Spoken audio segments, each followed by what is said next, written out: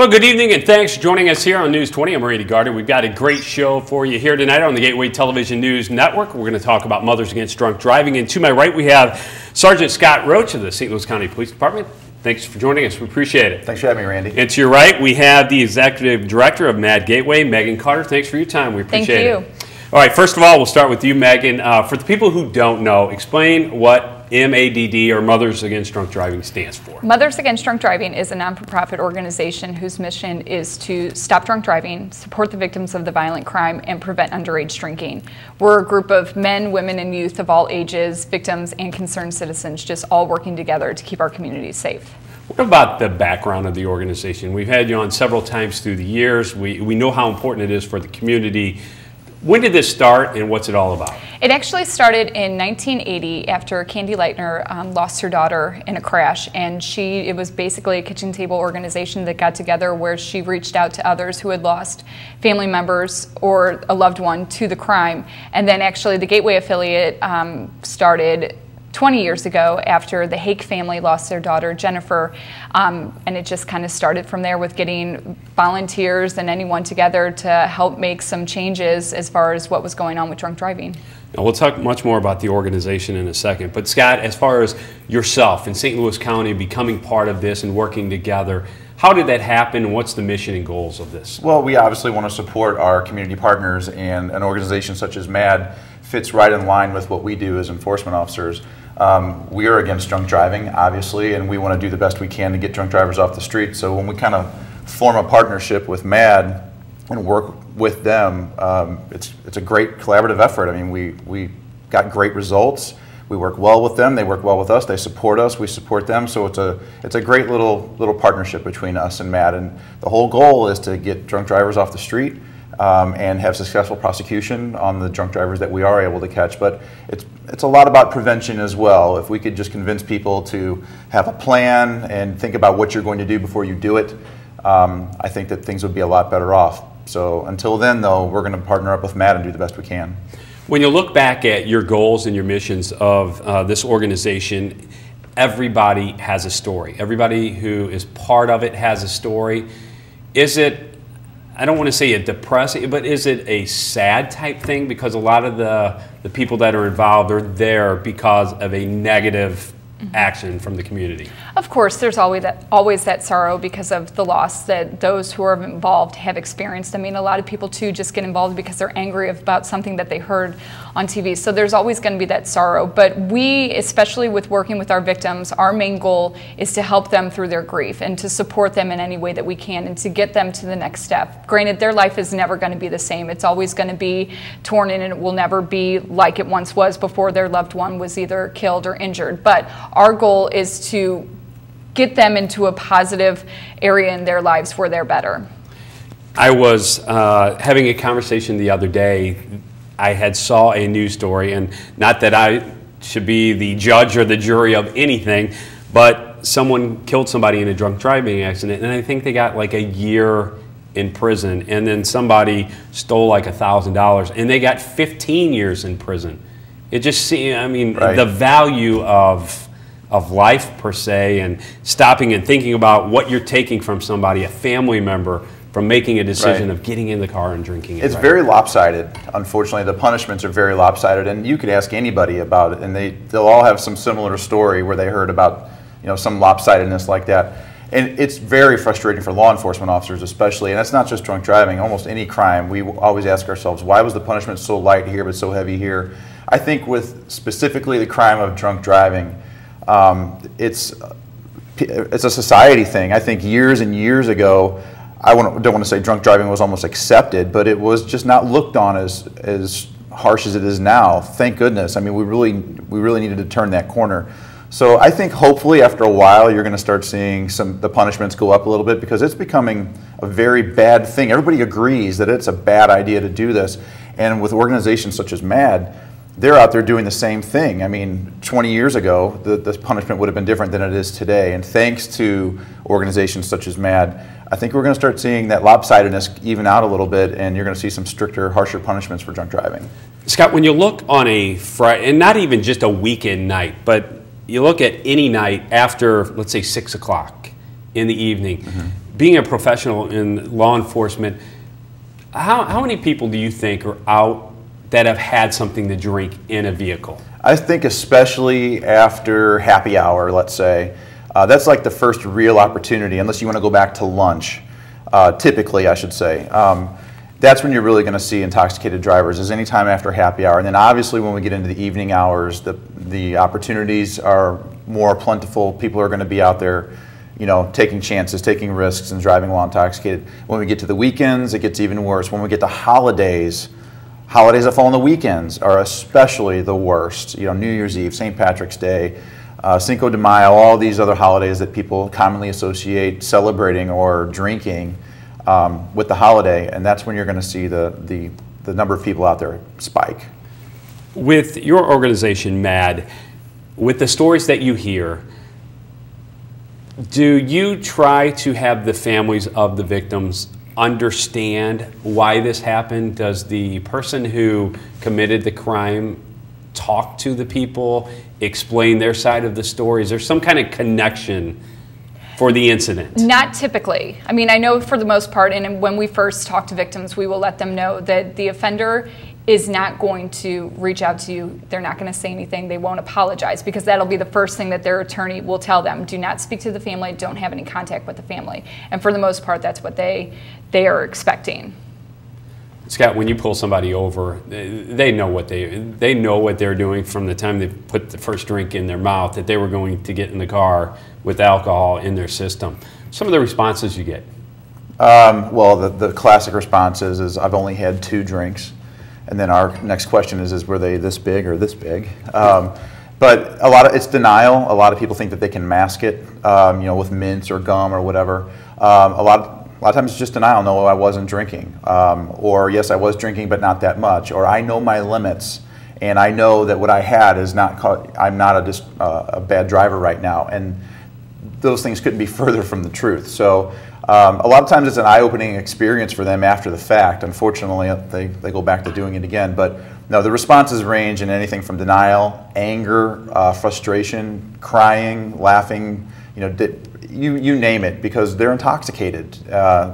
Sometimes they really just don't even know what they're doing. Your advice as an officer on, you know, my rule is if I even take 1 sip of an alcoholic beverage, right, I will not get in a vehicle, because I have 3 children on my own. I know what I could do to sure, not only my own family, but another family, right, and their members. So right, if I even touch a sip, I never drive a vehicle. Right, and my advice is simple, and it's the same thing I've been saying for years.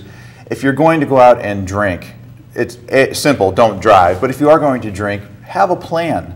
What am I going to do if? Ask yourself, what am I going to do if I am, you know, I'm going to be intoxicated, or I know I'm going to have too much to drink, or I know I'm going to drink, period. What am I going to do if I need a ride home? What am I going to do if my ride leaves me? How am I going to get home? Just ask yourself, what are you going to do to get home tonight, or get that night safely, without exposing yourself to other dangers on the road or exposing other people to your intoxication? What are you going to do if you have a plan, you're going to be much better off. Megan, what's the stance of MADD in terms of drinking and driving? Scott and I had talked on a previous interview about it's not against drinking. It's about drinking and getting in that car and driving. Well, I was going to say, that's, I bet, the biggest misconception that we have is MADD. I mean, the name itself, it makes us sound like a bunch of angry mothers who are out to start a prohibition, when it's not what we are whatsoever. We're not against alcohol. We're just against people getting behind the wheel after they've been drinking. Unfortunately, every single victim to this crime, this is a crime that is 100% preventable, and it does not have to happen. And if people step back and think, if my loved one was killed, or if my loved one was injured because of someone's choice, that they did not have to get behind the wheel, I think people would probably be pretty angry themselves at, you know, the loss that they now have to experience. So no, we're not against drinking. We're just against those getting behind the wheel after they have been drinking. How can someone become involved in your organization? What would they do if it's just the average individual who sees this and goes, you know what, I'm really against this, I'd like to be part of the MADD team? What would they do? Just contact our office. Would they work with the victims in communicating and talking, raising funds? I mean, what kind of things would they we are always looking for volunteers that are able to help out with anything, like you said, whether it's helping out the victims and being a volunteer victim advocate, or helping out with the fundraising events that we do throughout the year. Now I know through your part in this, Scott, you're out, you know, you talk to the kids at schools, you do a multitude of things. As far as the organization itself, if somebody wants more information besides the website, do you have brochures that they can give out to their organization, people who can come out and speak to their organization? Yes, we do. And I was going to say, if they contact our office and are looking for a speaker, whether it's through their business or the schools, we do our best to try to get speakers there. Unfortunately, we don't have volunteers, you know, sitting around waiting for the phone to ring and have them speak, but we always do our best to try to get someone out there, because it's the personal stories, it's the personal journeys that really touch lives. That was going to be my next question to you. Through the years, through many different campaigns, through the St. Louis County Police, through organizations like MADD, you've seen things that have gone from, per se, the gory, in your face, this is what will happen to you, to the soft side of here's the emotional story of what has happened to this family, this individual. What seems to work the best as far as a message to the community from MADD? I was going to say either or. I mean, the personal journeys are obviously always very touching, because it's the victims themselves sharing, you know, what has happened to them and how their loss or their loved one being injured has ultimately affected their lives completely. But then having those gory photos also can sometimes have an effect on people as well, to, you know, show that this is a very violent crime. You know, when these officers unfortunately are showing up to these crash scenes, it's not pretty. Of course, any crash scene wouldn't be, but at the same time, with these are horrific crashes, and which is why we support our law enforcement so much, because they're the ones that are there working them.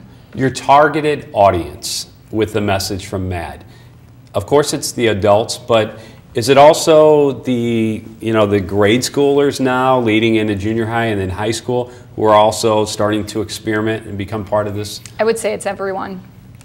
Because it's not just, you know, the teenagers out there drinking and driving. It's not just the young adults out there drinking and driving. It's a wide range of people. We hold drunk driving victim impact panels, which are court-ordered programs that DWI offenders attend, and that's where we have victim speakers, we have police officers, again, sharing their personal journeys to hopefully change their minds. And we have, you know, those in their 80s and 90s who are even coming because they've gotten a DWI. So it's reaching out to everyone, not just a specific age group, getting the message out to every single person in the community. Is there an impact on these people who do this kind of stuff, you know, who will drink and drive and hurt somebody in the car, when they hear the story from the other side, or they hear the emotional impact they put on another family? Does this impact them? Does it make it a difference?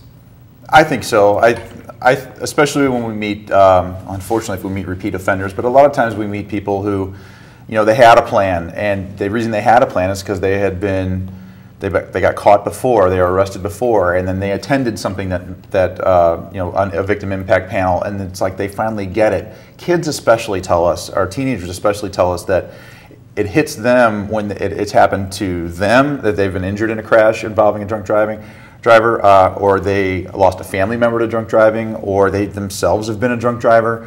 I mean, anything will get to them. Anything will kind of spark you know, some sort of switch where they're going to say, you know what, I'm not doing this anymore, and then they spread the word, and that's what we need. Like I mentioned before, society before kind of said, drunk driving, whatever, but now it's becoming more and more of a thing, and thanks to organizations such as MADD, the word has gotten out, and I think things like these victim impact panels, I think they're starting to have an impact.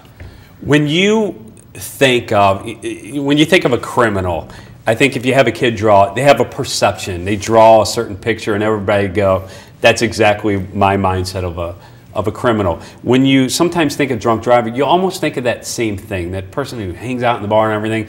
But one of the points that I hope we can get across on this show, it can happen to anybody at any time. It can be the mother who never drinks, who goes and has one glass of wine, but that puts her over the limit and impairs her. So you've always got to be on guard. Absolutely. A lot of the arrests I've made for DWI, rarely did I come across the habitual drunk driver, but a lot of times I came across people that did exactly what you just said. They don't know their limits. They didn't have a plan, and next thing you know, they're out there telling themselves, "I can make it." Those are the worst words you could say. I can make this. I can make it home. I can make it. That's not true. If you have to tell yourself that, it's probably not going to happen. So yeah, the people that you least expect, executives of businesses that have a lot to lose, they're out there making this mistake because of what you just said. They just don't get it. They assume they can make it and they can't.